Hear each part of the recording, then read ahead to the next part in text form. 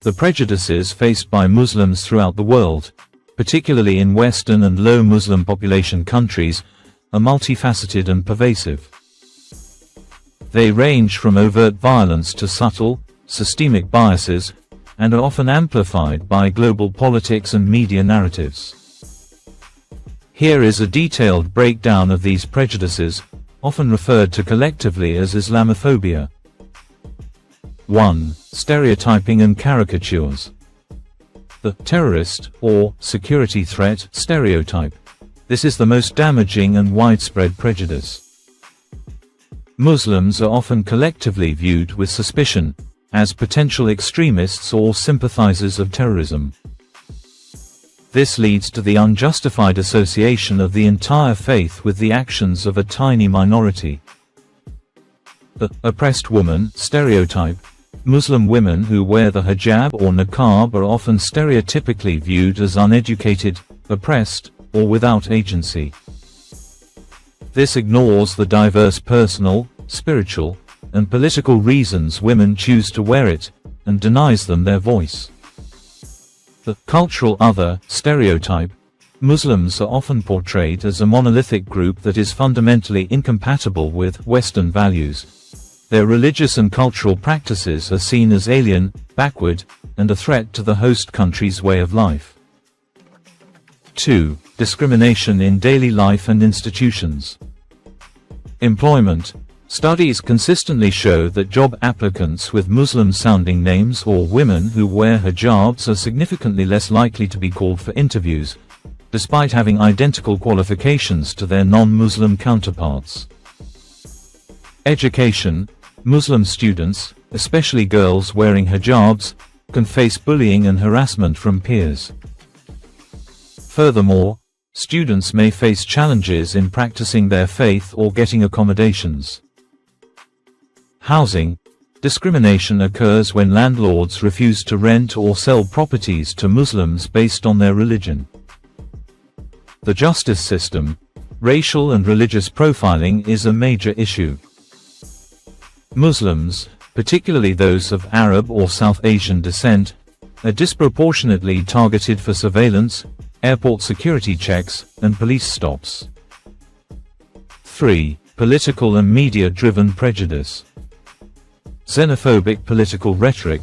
Politicians and political movements often use Muslims as a scapegoat for societal problems, stoking fears for electoral gain.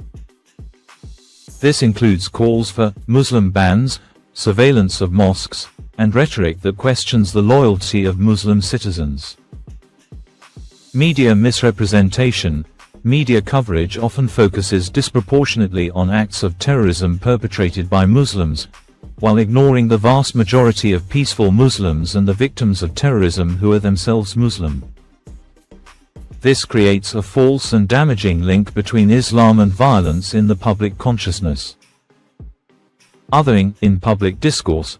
Debates about immigration and national identity often frame Muslim presence as a problem to be solved. 4. Physical and verbal abuse.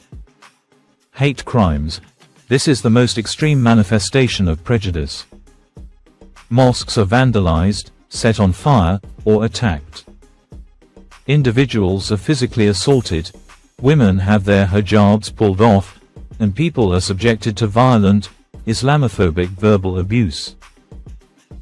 These incidents often spike after terrorist attacks or during periods of heightened political tension. Online harassment. Social media is a fertile ground for Islamophobic hate speech, threats, and coordinated harassment campaigns against Muslim individuals, especially public figures and activists. 5. Legal and structural prejudice. Burqa bans and anti-hijab laws. Several European countries have enacted laws banning the wearing of full-face veils, niqab or burqa, in public spaces.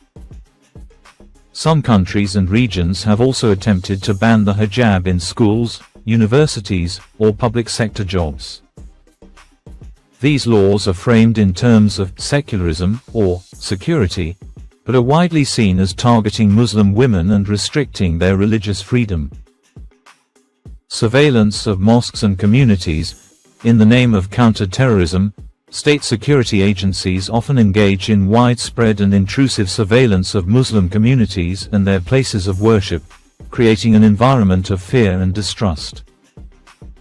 The unique challenge: the double bind. Muslims often face a double bind, where they are blamed for the actions of extremists who claim to act in the name of their religion. Expected to constantly condemn these actions, a burden not placed on members of other faiths when extremists commit violence in the name of their ideology.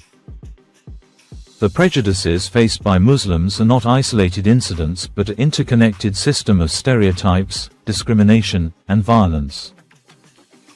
They have a profound impact on the mental health, economic opportunities, and sense of safety and belonging for Muslim individuals and communities.